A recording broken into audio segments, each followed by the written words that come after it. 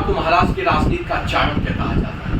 वह शरद पवार जो मात्र 27 साल की उम्र में ही विधायक बन गए। वह शरद पवार सोनिया गांधी से बगावत कर 1999 में 10 जून 1999 को अपनी पार्टी की स्थापना कर दी। वह शरद पवार जिनका राजनीतिक कद और पद दोनों बढ़ा रहा है। वह शरद पवार जो महाराष्ट्र के मुख्यमंत्री भी रह चुके हैं, कई बड़े दायित्वों का निर्वहन वो कर चुके हैं। वह शरद पवार जिनका नाम ही राजनीति में काफी है।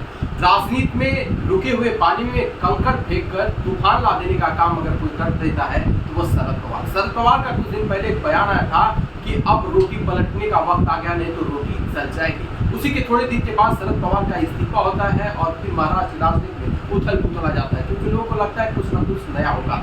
महाराष्ट्र की राजनीति और राजनीति का कहरा कुछ समझने वाले छगन भुजबल भी शरद पवार जी की राजनीति को उस समय नहीं समझ पाए कि आगे यह क्या करने वाले हैं। ऐसे में महाराष्ट्र की राजनीति एक नई रूप ले रही है और देखा जाए तो शरद पवार का जो स्टेप था उसके बाद महाराष्ट्र की सियासत एक नया रूप लेगी, क्योंकि लोगों को ऐसा लग रहा था कि वो राजनीति इस्तीफा ले लेंगे और वो राजनीति में सक्रिय नहीं रहेंगे। लेकिन शरद पवार ये सब इसलिए किए थे कि उन्हें ये पता चल जाए कि एनसीपी पार्टी से लगाव रखने वाले कितने लोग, क्योंकि उनके सामने एक सोशल मीडिया पर जो खबर चल रही थी और सूत्रों से मिली जानकारी के अनुसार जो पता चला था कि अजीत पवार और कई विधायक मिलकर उनके सामने एक पक्ष रखे थे कि हम लोग भारतीय जनता पार्टी के साथ गठबंधन कर लेते हैं तो उससे हमारी पार्टी को और मजबूती मिलेगी और विकास कार्य करने में हमें सहयोग मिलेगा। लेकिन शरद पवार को यह लगा कि अगर इस पर हम ये सारी चीज़ें अगर करते हैं तो उससे हमारे पार्टी के लिए नुकसानदायक होगा। शरद पवार ने कहा कि हम अपनी पार्टी से इस्तीफा ले लेते हैं। लोग प्रयास लगाए जा रहे थे कि पार्टी के अध्यक्ष बन सकते हैं अजीत पवार या सुप्रिया सुले। अब बहुत लोगों को ऐसा लगता होगा कि जो राजनीति को समझने वाले लोग हैं, जो शरद पवार को समझने वाले लोग हैं, जो उनके आसपास ज़्यादा रहते हैं, क्या शरद पवार की राजनीति को आत्मसात करने वाले और उसको धरातल पर उतारने वाले सबसे ज़्यादा आपको कौन लगता है कि ये सब कुछ कर सकता है? अजीत पवार, सुप्रिया सुले? इससे बिल्कुल नहीं। वर्तमान की राजनीति में देखा जाकर सबसे ज्यादा किसी ने शरद पवार की राजनीति को पढ़ा है और आत्ममंथन उस पर किया है और उनके विचारों को आत्मसात किया है और धरातल पर उतारा है, तो वह है महाराष्ट्र के वर्तमान मुख्यमंत्री एकनाथ शिंदे साहब। महाराष्ट्र के मुख्यमंत्री एकनाथ शिंदे साहब का राजनीतिक कद और पद वर्तमान में बढ़ा और वह एक संघर्षशील नेता के तौर पर जाने जाते हैं। उन्होंने काफी मेहनत और संघर्ष करके राजनीति पर अपनी एक जगह बनाई।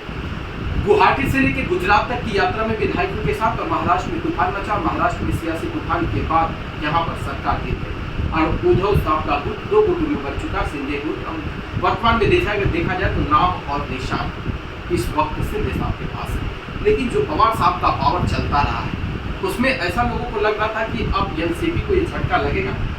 अगर एनसीपी से बगावत करते अजीत पवार तो इसका फायदा भारतीय जनता पार्टी को हो सकता है, कांग्रेस को हो सकता है, लेकिन ऐसा कुछ हुआ नहीं, क्योंकि पवार साहब का पावर अजीत पवार साहब को भी पता है और सबको राजनीति में ताल्लुक रखने वाले लोगों को पता है, क्योंकि पवार साहब के पास लगभग 5 दशक से ज्यादा राजनीतिक अनुभव है। वो अनुभव ऐसा है कि जो धरातल का है और राजनीति में कब कहाँ कैसे क्या कुछ करना है, बोलना कम और करना ज़्यादा कैसे करना है, ये पवार साहब बहुत अच्छे से जानते हैं। टीवी अगर लगी हो तो उसमें चित्र आप देख सकते हैं, लेकिन उसको कंट्रोल करने वाला रिमोट, तो रिमोट कंट्रोल का काम समझ लीजिए इस तरह से पवार साहब के पास। सरकार किसी की भी हो, लेकिन वो अपना काम जो चाहे वो करवा लेते हैं और अपने लोगों का काम करवाते हैं। यहाँ तक कि पूना के लोगों का मानना ऐसा है कि वहाँ के लोगों का कहना ऐसा है कि पवार साहब हम लोगों के लिए भगवान। वहाँ के लोग उनका अपने अपने घरों में फोटो ले रहे हैं, जरूर उन्होंने कुछ खास काम कुछ अच्छा काम किया होगा। ऐसे कई राजनेता हैं जिन्होंने अपने गाँव के लिए अपने शहर के लिए बहुत अच्छा काम किया। ऐसे में उत्तर प्रदेश इलाके से ताल्लुक रखने वाले